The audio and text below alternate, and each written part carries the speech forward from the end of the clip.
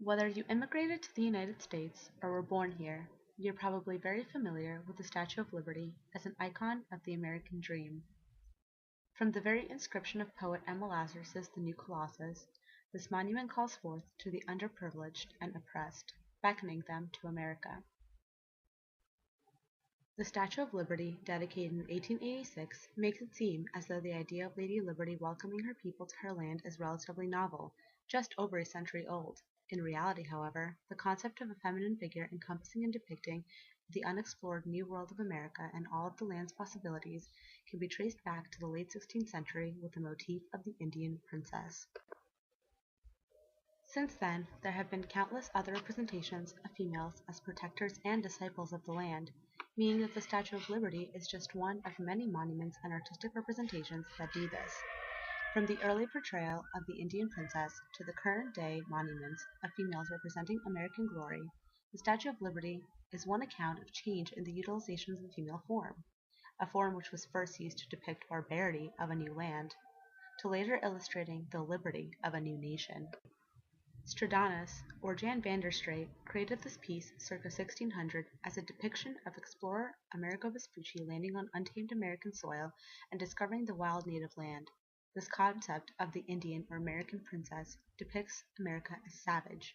She doesn't have any technologically advanced tools at the time, she isn't wearing clothes, she sleeps on a hammock, and her companions are seen behind her roasting a human leg.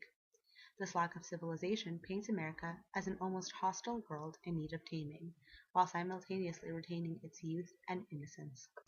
Once again, America is depicted as the Indian princess on this roller-printed bedsheet. The textile depicts America paying homage to France. Several things are noteworthy regarding this. First of all, it is important to notice the role of classes. America is portrayed as standing, while France is atop a throne. Even though France appears to be lower, the sitting position is synonymous with power, while America's standing and bowing pose signifies that the Indian princess is submissive to France. Second of all, while America is once again pictured in a feathered headdress, she is now clothed, with companions, and bearing a flag and Liberty Bell.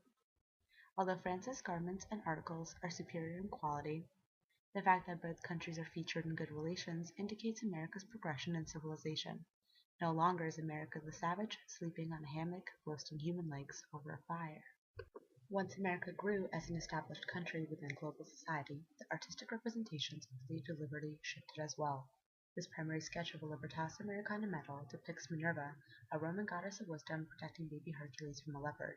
This medal, proposed by Benjamin Franklin after the Yorktown victory over Britain, signifies that, while America, like Hercules, is young, the country is still strong nevertheless, and is protected from its opposition, but not only the outside force of France, but also the inner strength of the land's people as well. Originally named Freedom Triumphant in War and Peace, the statue, now known as the Statue of Freedom, has graced the dome of the Capitol building in Washington, D.C. since 1863. Contrary to the earliest depictions of America as a woman, this female is seen in a helmet and war attire. As the original name implies, the statue was meant to represent the prosperity of America both in hard times, as depicted by the sword on her side, and in good times, as depicted by the laurel wreath in her hand.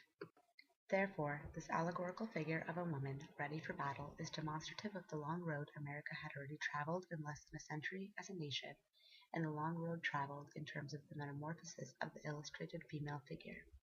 The idea of depicting America through the form of Roman goddess Libertas signifies freedom, independence, and social liberty. For the burgeoning country of America, a nation that was founded on these very ideals, it was important to capture these principles in a form that would live on for centuries. From monuments to coins, the idea of the American woman evolves from savage Indian princess to Libertas and eventually Lady Liberty herself in the form of the Statue of Liberty, a key icon of peace, freedom, and the American dream for people both native and immigrated. Simultaneously, the progression of the country evolved from unknown and untamed to one of the world's foremost developed nations.